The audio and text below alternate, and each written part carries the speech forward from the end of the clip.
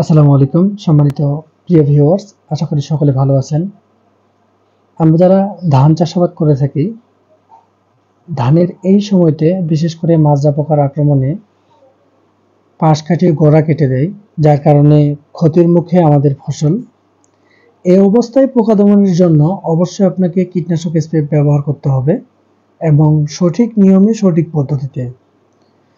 আমরা যখন কীটনাশক ক্রয় করতে যাব, অবশ্যই সঠিক পোকার জন্য সঠিক কীটনাশকটি ক্রয় করতে হবে।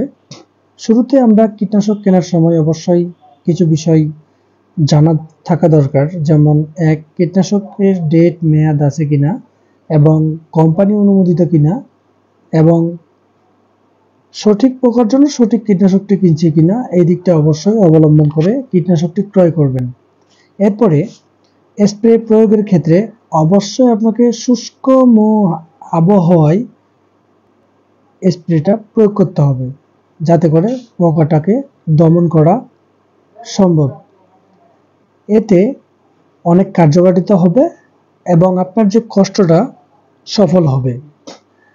আমরা যখন কীটনাশক স্প্রে ব্যবহার করতে যাব, মনে করেন 1 বিঘা জমিতে 5 থেকে 6 ট্যাঙ্কি বা 4 ট্যাঙ্কি প্রয়োজন হবে।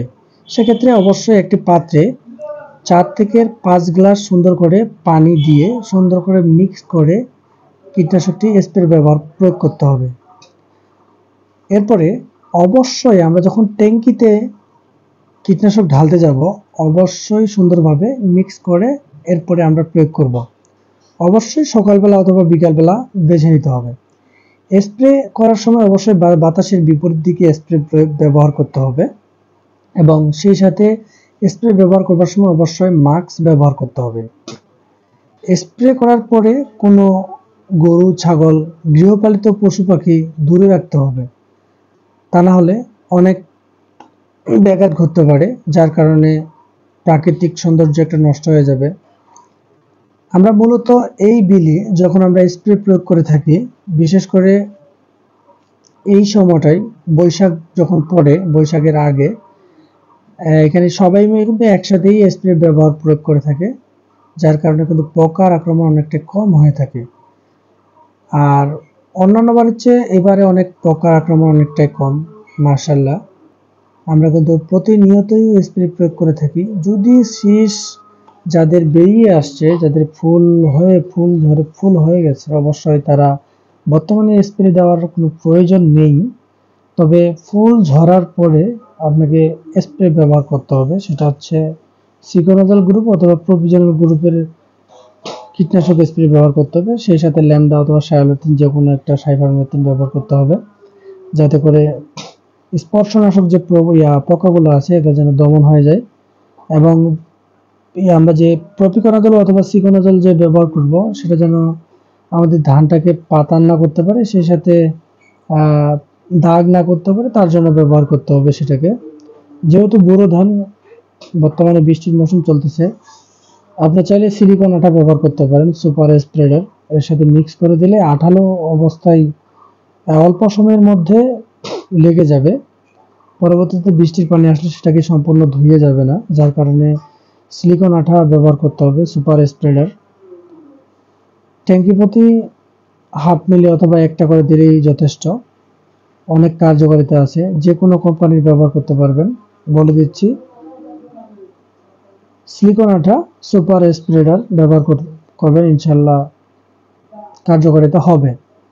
মূলত আমরা যখন বিলের মধ্যে আসি, শুরু থেকে আমরা যখন চাষবাস করি, অনেক কিন্তু বাধা পেরিয়ে এ পর্যায়ে আসতে হচ্ছে, কেননা এখানে যাতায়াতের যে সুবিধাটা এটা তেমন একটা নেই।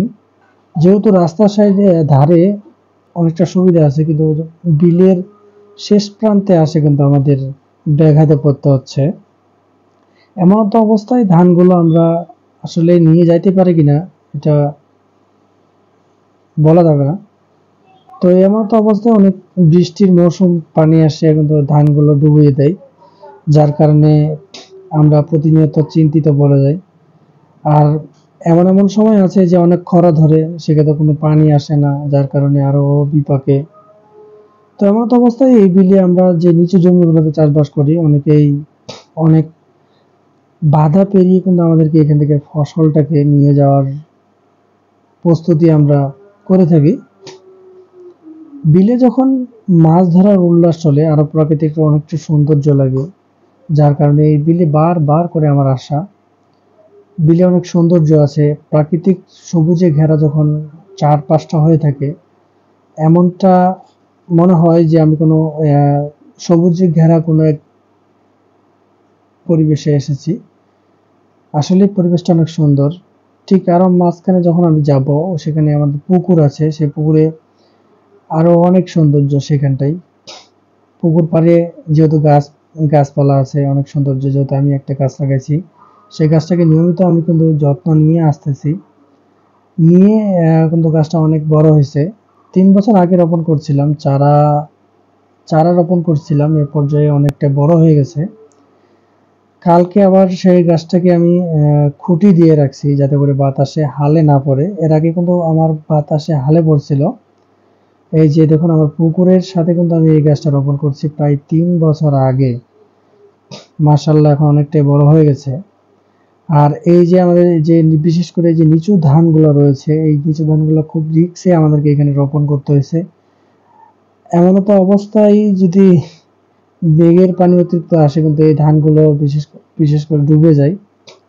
বাকি যে সাইডটা আছে রাস্তার সাইডে, সেই ধানগুলো কিন্তু তেমন একটা পানির প্রভাব পড়ে না, কিন্তু এই জায়গায় কিন্তু পানির প্রভাব পড়ে। তবে এই জায়গায় একটা মজা আছে, মজার বিষয়, ধান ফলন কিন্তু অনেক বৃদ্ধি। ওই উঁচু যে জমিগুলো আছে তুলনামূলক এটা কিন্তু অনেক ধান বৃদ্ধি হয়, যার কারণে আমাদের এই ধানগুলো করা। আর এই ধানগুলো না করলে অনেক জাবরা, মনে করেন অনেক আগাছা আছে, যেমন কুষ্টি পানা, এগুলো কিন্তু অনেকটাই ভরাট হয়ে যায়। বর্তমানে আমাদের এই বিলের মধ্যে বিশেষ করে এই কুচুরি পানায় কিন্তু আমরা কৃষকরা কিন্তু অনেক ভোগান্তিতে পড়ে যখন চাষবাস করতে যাই। অনেক টাকা লাগে এটাকে সরাতে, কারণ এর বিকল্প আমরা তো খুঁজে পাচ্ছি না। বিভিন্ন ধরনের কীটনাশক স্প্রে ব্যবহার করার পরেও উপরের পাতাগুলো জ্বলে যায়, ঠিক আছে, কিন্তু নিচে যে গোড়ার যে অংশটা আছে এটা কিন্তু পচে না। পরবর্তীতে নতুন পানি পেলে কিন্তু আবার তারা বেশি আকারে ছায় নেয়, যার কারণে এই জমিগুলো চাষ করতে গেলে আমাদেরকে অনেক বিপাকে পড়তে হচ্ছে। আসলে কচুরিপানার বিকল্প আমি পাচ্ছি না, যার কারণে আমরা প্রতিনিয়ত বিপাকে কৃষকরা। তো এই বিলের মধ্যে যে চিঠা মাটিটা আছে, বিশেষ করে এখানে কুমোরের মাটিটা, যেটা হাড়ি পাতিল ডেকচি এগুলো বানায়, যেটা কুমার আছে, এই জমিগুলোতে কিন্তু তারা মাটি সংগ্রহ করে কিন্তু তারা এইসব জিনিস বানাচ্ছে। তবে এই মাটিটা অনেকটাই বেস্ট মাটি, কারণ এখানে আমরা কিন্তু ওই যে আমন ধান করতে পারি না। আমন ধানের সঙ্গে অনেকটাই পানি জমে থাকে, যার কারণে আমরা চারা রোপণ করতে পারছি না।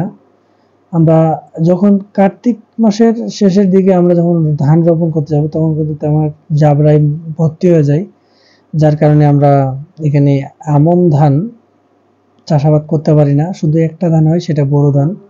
সেই বোরো ধান চাষ করে কিন্তু আমাদেরকে এখান থেকে আমরা কিন্তু সারা বছরের খাদ্য সংগ্রহ করে থাকি।